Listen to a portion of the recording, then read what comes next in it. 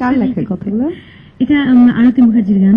আচ্ছা, আমি সঠিক বলতে পারবো না, লেখাটা জানি। আচ্ছা, একজন কলার আছেন। হ্যালো। জি, আসসালামু আলাইকুম। জি, ওয়ালাইকুম আসসালাম। কে বলছেন? জি, আমি শরীফ, কিশোরগঞ্জ থেকে। জি, শরীফ ভাই কেমন আছেন? জি জি, ভালো। আপনি কেমন?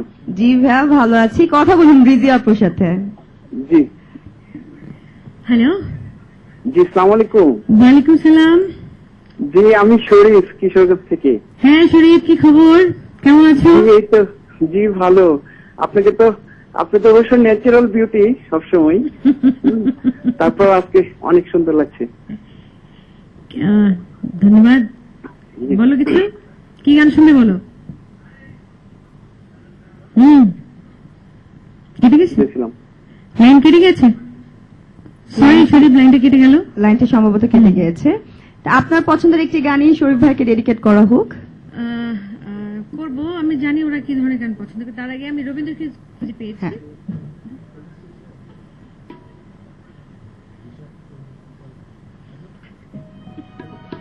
হ্যাঁ,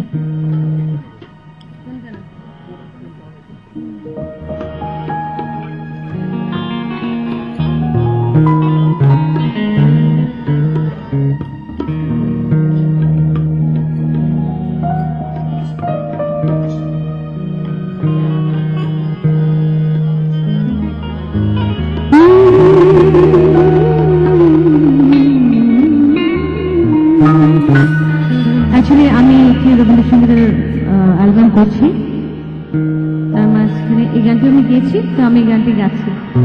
এই গানটি আমারও পছন্দ, আমার বন্ধুদেরও খুব পছন্দ, তাদের অনুপ্রেরণায় আমি করছি আর কি গানটি।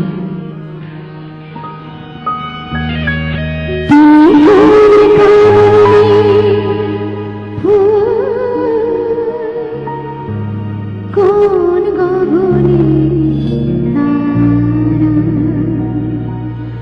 তুমি, কোন কাননে,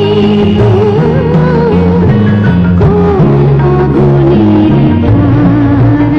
তুমি, কোন কাননে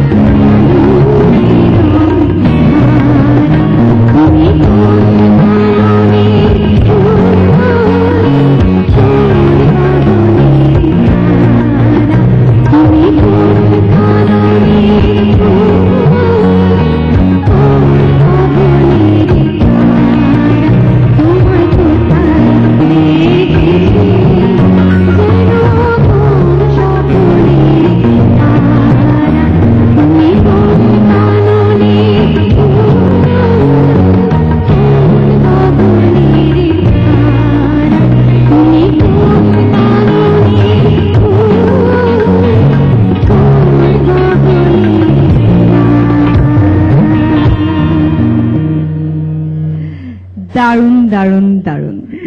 আমি আমার মতো গাইতে চেষ্টা করেছি আর কি। অনেক সুন্দর করে আপনি আপনার মতো যখন গান তখনই কিন্তু আমাদের মানে একদম হৃদয় দাগ কেটে যান।